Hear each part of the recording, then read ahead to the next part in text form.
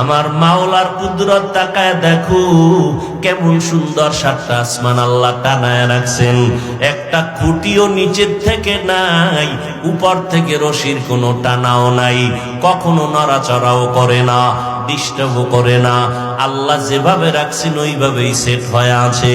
ও আল্লাহর বান্দারা, এই আসমান আর সাতটা জমিন আল্লাহ বানাইছেন ফি সিত্তাতি আইয়াম, মাত্র 6 দিনে। কয় দিন? আর তোমার আমার মতো বান্দা বান্দি, এক ফোঁটা পানির থেকে আল্লাহ বানাইছেন মায়ের গর্ভে ফেরেশতারে ওয়ার্কার বানাইয়া 3 কেজির মতো ওজন, 1 হাতের মতো লম্বা। এই বান্দাটারে বানাইতে কয় মিনিট লাগে? বেশি লাগে? কিন্তু তাকাইয়া দেখো এত বিশাল আসমান, 7টা জমিন আল্লাহ বানাইছেন 6 দিন। আর তোমার মতো আমার মতো বান্দাটারে 1 ফোঁটা পানির থেকে আল্লাহ বানাইতে সময় লাগাইছেন 6 মাসের মতো। সুবহানাল্লাহ।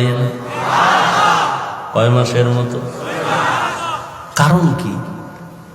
এত বিশাল আসমান জমিন বানাইতে মাত্র 6 দিন, আর একটা 1 হাতের বাচ্চাটারে বানাইতে আল্লাহ এত সময় নিলেন কেন? অফি আনফুসিকুম আফালা তুবসিরুন। একটু নিজেকে নিয়ে ভাবো। আহলুল্লাহ যারা, ওলিয়া উলিয়া যারা, তারা বলেন মান আরাফা নাফসাহু ফাকাদ আরাফা রাব্বাহ।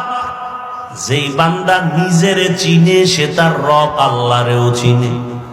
আজ আমরা আল্লাহকে কেন চিনি না? কারণ আমাকে আমি চিনি না। চিনি, নকল ঠিকানায় চিনি। কেমন চিনি? আমি নিজেরে চিনি এইভাবে। আমার মতো বক্তা বাংলাদেশে আর কেউ নেই। আপনাকে আপনি চেনেন, আপনার মতো টাকার বাহাদুর জমিনে কেউ নাই।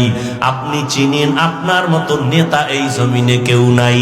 আমি চিনি, আমার মতো প্রিন্সিপাল কেউ নাই। আমি আমাকে নকল ভাবে চিনি, আমার মতো মুফতি মুহাদ্দিস কেউ নাই। আল্লাহ কয় যতই চালাকি করো না কেন, এই পরিচয় তোমার সব ভ্যালুলেস পরিচয়।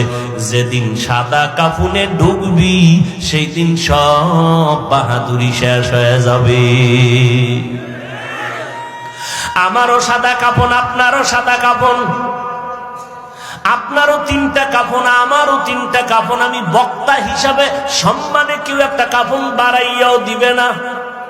আপনি গরিব হিসাবে একটা কাফন কেউ কমাইয়াও দিবে না। ডাক্তারেরও 3 কাফন, রুগীরও 3 কাফন, পীর সাহেবেরও 3 কাফন, মুরিদেরও 3 কাফন। কাফনের উপরে লেখা থাকবে বড় হুজুরের লাশ।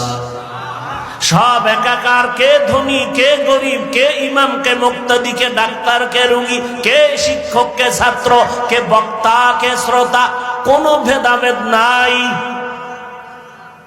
অতএব এই পরিচয় দিয়া কোনো লাভ নাই।